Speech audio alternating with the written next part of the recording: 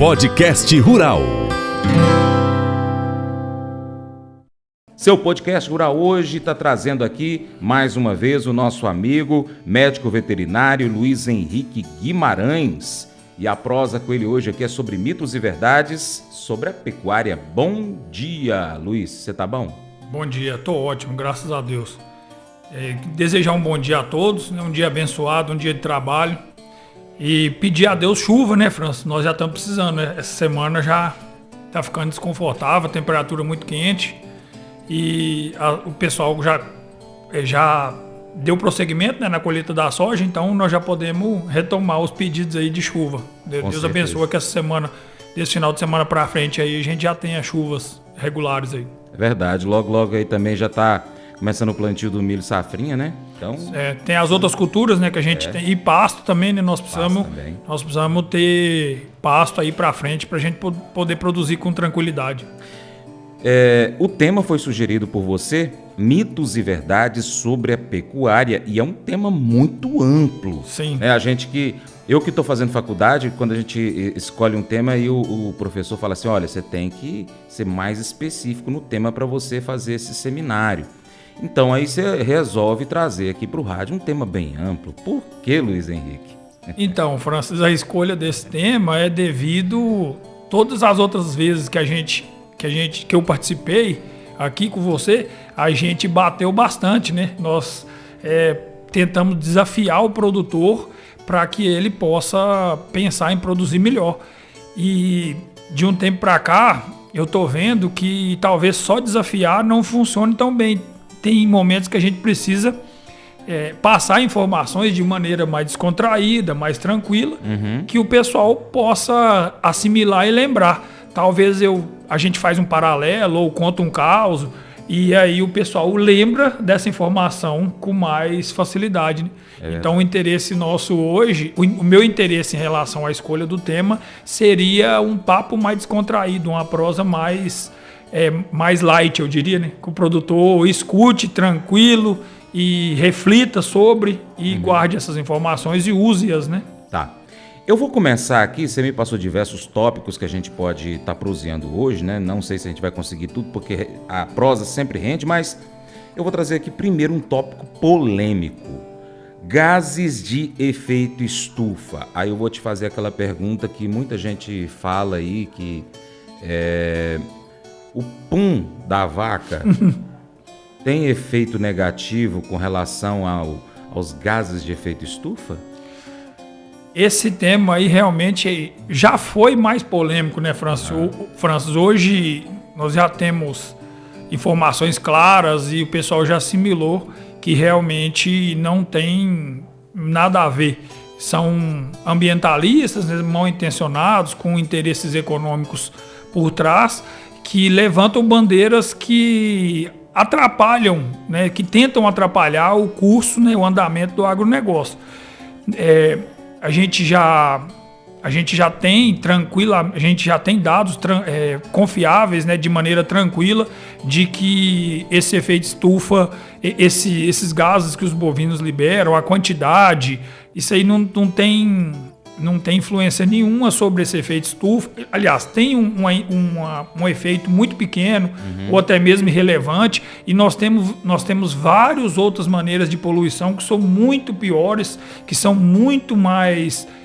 que afetam muito mais do que isso daí. Outra coisa também, nós já temos estudos mostrando, por exemplo, que o efeito benéfico das pastagens bem zeladas, esse efeito benéfico é muito maior do que esse efeito maléfico que os gases poderiam vir a poluir, por exemplo. Então, assim, isso aí é um mito bem grande, mas que eu vejo, né, que já caiu por terra. Isso aí o pessoal já não acredita mais nisso, não. Isso aí são pedras, né, que a gente passa por elas, desvia delas e assim, lá no final a gente vai ter uma vitória, porque a intenção nossa é boa, é produzir, alimentar o mundo, e o Brasil é o país que tem condições de produzir isso aí de maneira efetiva, eficiente e com sustentabilidade em relação ao meio ambiente. Eu estou entendendo. Então, quer dizer, a relação entre cada animal versus a pastagem que se é cultivada para aquele animal o que a pastagem calculada para esse animal produz, ele sequestra carbono, sim. né? É muito maior do que a quantidade de carbono que esse animal produz ou libera, né? Então acaba que fica negativo. Tem um balanceamento. No geral, Francis, a gente entende hoje que até eu posso vir a trazer esses números, né? A gente pode, como a prosa era mais informal, hoje eu não me preocupei em separar esses números para a gente poder discorrer sobre esse tema em um outro momento mais oportuno. Mas o que nós precisamos nos preocupar em relação ao meio ambiente hoje é produtividade. Nós precisamos produzir de uma maneira mais eficiente nas áreas que já estão abertas. Sim. Se o Brasil produzir 20% a mais, que é possível, é tranquilo, é plausível, se a gente produzir 20% a mais nas áreas que já estão abertas, nas áreas consolidadas, nós temos condição de produzir muito alimento, muito alimento de uma maneira, um alimento de qualidade, de uma maneira muito bem, a produção bem sustentável. E assim, essa tem que ser a nossa preocupação, melhoramento em relação à qualidade das pastagens, né? Até mesmo para não haver degradação do solo, genética, nós estamos bem avançado, e manejo, nutrição, esses outros pilares, nós também já estamos num caminho bem adiantado. Se a gente produzir 20% a mais do que a gente produz hoje nas áreas já consolidadas, nossa parte ambiental vai ficar tranquila, pode ter um sossego bem grande aí. Tá. Você trouxe um outro tópico que você já até está introduzindo algumas informações. Mitos e verdades com relação à pastagem, com os cuidados com a pastagem. Quais são aí os principais mitos? Então, você me dá a disponibilidade de trocar esse primeiro tema? Tá. Vamos falar primeiro sobre sucessão familiar. Vamos, porque então vamos lá. A sucessão familiar... Fica a pastagem então para o outro. Isso, a sucessão familiar, ela vai influenciar em relação ao cuidado com as pastagens, né? Porque a maneira com que o menino, né, vamos dizer o menino, né, ou a menina, a maneira com que seu filho foi ensinado tende a ser a maneira que ele vai trabalhar para frente. Estou entendendo. Então, o principal mito que eu vejo em relação à produção agropecuária, tanto lavoura quanto pecuária, e depois eu vou explicar o porquê que lá na frente um muda e o outro não, é justamente a sucessão familiar. Normalmente a gente escuta assim: meu pai produzia assim, meu avô produzia assim, sim, e eu vou fazer assim, certo? Na agricultura, quando o menino vai aprender a trabalhar, ele aprende a trabalhar com máquina, né, com plantio, e aí ele vai ver um agrônomo na fazenda, ele vai a treinamentos, ele vai ver... Primeiro que ele pensa... o pai ensina que a lavoura dá mais dinheiro que a pecuária, certo? Então isso aí já modifica a maneira com que esse sucessor vê a atividade. E depois, eles têm entendimento que a lavoura tem que ser bem conduzida, que se ela não for bem conduzida, ou ele vai sair da atividade ou ele vai deteriorar o patrimônio dele de maneira muito rápida. Na pecuária, a gente brinca que a pecuária aceita desaforo. A vaca, ela não morre de fome, normalmente. Ela diminui a produtividade. Então, os danos eram menores, né? Anteriormente, os danos eram menores. O cara conseguia subsistir ali com a vaca no pasto sem ela produzir muito. E hoje não, com os custos que nós temos, nós precisamos mudar esse paradigma. A pecuária precisa produzir mais.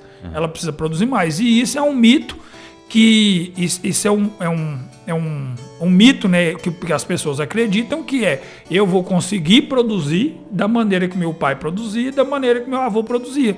E isso, esse mito principal, que eu diria, ele influencia em outros mitos daí para frente. Sim. E isso faz o produtor acreditar que o menor custo é sempre a maneira melhor de ganhar dinheiro.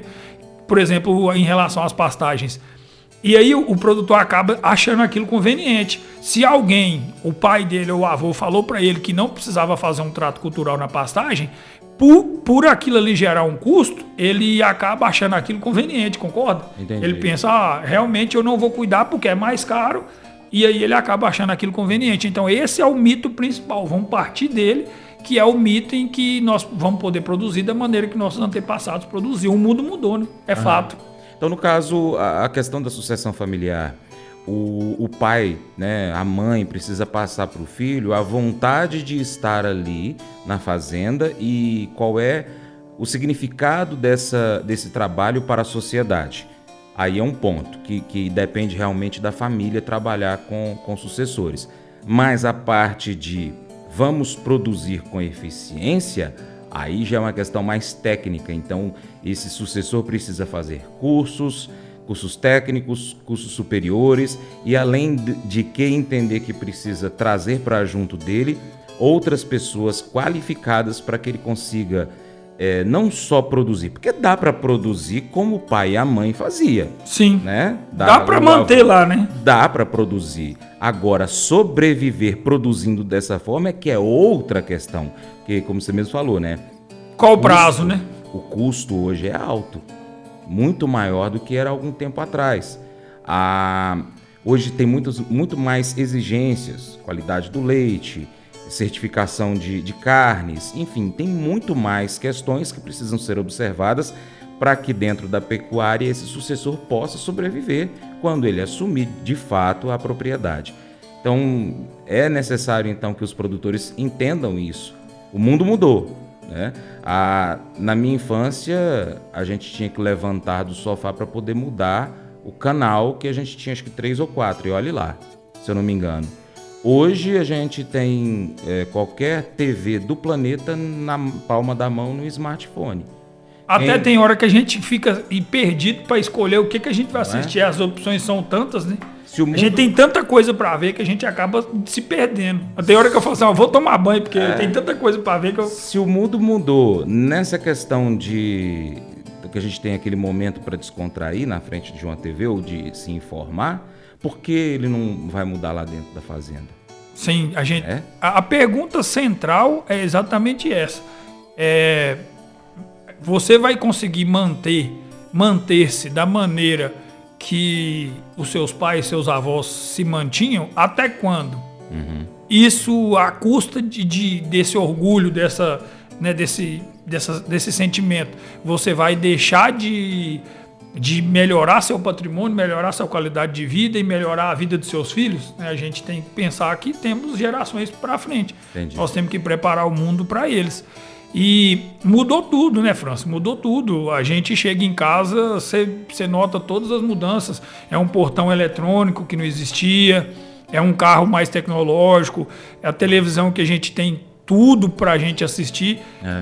Justamente a ideia era essa, era um papo mais descontraído mesmo para a gente falar sobre a vida do pecuarista em si, né? De como que esse cara tem que pensar a vida dele daí para frente. É verdade. Então, a questão, o principal mito é realmente esse, sucessão familiar.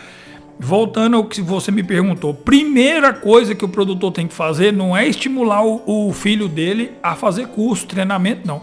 Primeiro é ensinar a gostar. Mostrar que a atividade é extremamente importante, que a atividade é nobre e que pode se ganhar dinheiro com isso. Uhum. Até eu vou voltar a citar o que a gente falou no programa passado. Eu estava assistindo aquela série Yellowstone e tem um momento lá onde uma mulher para uma pessoa, uma policial para a mulher no trânsito e a mulher fala, meu marido é vaqueiro.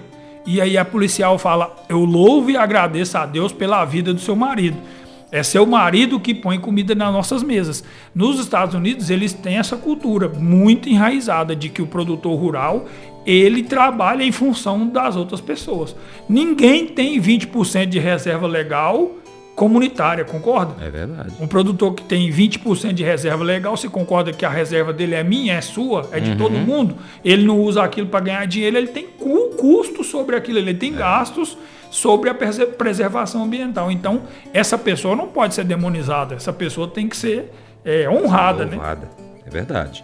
Quando você permanece focado no seu propósito e não no seu problema, você pode ser feliz, mesmo quando a vida parece estar desmoronando. Paulo era idoso quando estava na prisão em Roma. Estava distante de casa, aguardava a execução e tudo havia sido tirado dele, seus amigos, sua liberdade, seu ministério, até mesmo a sua privacidade, com o guarda acorrentado a ele 24 horas por dia. Não era exatamente um momento feliz para Paulo, mas havia algo que eles não poderiam tirar de Paulo, o seu propósito. Ele escolheu permanecer focado em seu propósito, mesmo quando ele já havia perdido todo o resto. Qual era seu propósito? servir a Deus através do serviço a outros. Paulo diz em Filipenses 1, 22 a 25: Mas se eu continuar vivendo, poderei ainda fazer algum trabalho útil. Então, não sei o que devo escolher. Estou cercado pelos dois lados, pois quero muito deixar esta vida e estar com Cristo, o que é bem melhor. Porém, por causa de vocês, é muito mais necessário que eu continue a viver.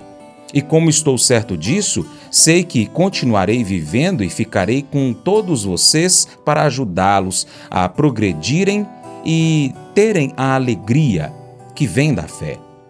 Você não pode controlar o que outras pessoas fazem a você. Você não pode controlar o que outras pessoas fazem ao seu redor, mas você pode controlar a forma como você reage. Foque no seu propósito, não no problema. Esse devocional faz parte do plano de estudos Hábitos de Felicidade do aplicativo bíblia.com. Muito obrigado pela sua atenção, Deus te abençoe e até o próximo encontro.